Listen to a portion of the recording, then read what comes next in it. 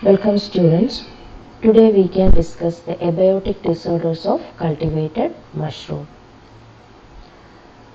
In addition to the biotic agents which adversely affect the mushrooms, there are lots of abiotic agents which create unfavorable environment for the proper growth of mushrooms, resulting in the quantitative as well as qualitative loss. Examples for such abiotic agents include pH, temperature, low or high moisture in the substrate, relative humidity, etc. Let's see the abiotic disorders. First one is roscoe. As the name indicates, it produces a pinkish gills, and that gills form large lumps and swellings on the mushroom cap in an abnormal way and giving the appearance of a cone. So the name roscoe. These gills often grow in the top of the cap tissue, and these abnormal gills make the swellings look spongy.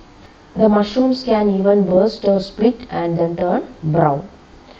And the disease arises due to the polluted casing materials and poisonous gases which evolve from solvents and oil products, paint, etc. In order to control the roscoe disease, we have to avoid polluted casing soil and gas evolving solvents and use of correct concentration of formalin. This is a picture showing roscoe disorder. Here you can see the abnormal growth of gill on the top of the mushroom cap. Next abiotic disorder is scales or crocodiles. As the name indicates, the development of scales on the mushroom cap, and the scales look like crocodile skin. In the final stage of the disorder, the bursting of cap skin occurs, and the reason for this problem are dry air in the cultivation room, poor climate control, and strong vapors of formaldehyde or pest control products in excess can also cause the outer layer of the skin of half-grown mushrooms to tear off. And in order to control the disease, we have to maintain proper humidity and temperature. Concentration of formalin should not exceed maximum 2% during chemical sterilization of casing materials. This is the picture showing the scales which affect the cultivated mushroom. Next disorder is brown discoloration.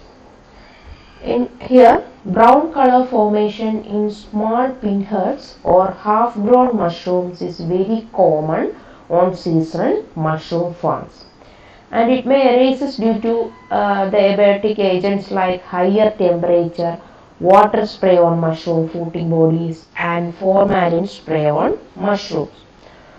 And in order to avoid the brown discoloration, avoid spraying of formalin or water directly on mushrooms, and proper temperature should be provided during the cultivation.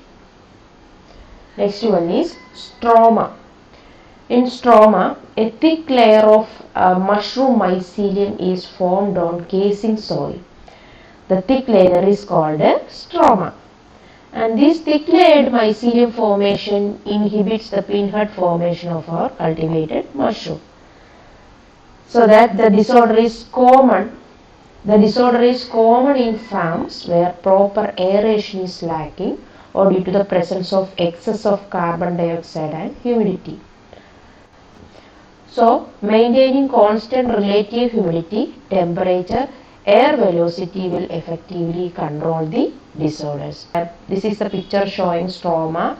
You can see here the thick mycelium formation. So these are some of the common abiotic disorders found in the cultivated mushroom. Thank you for watching.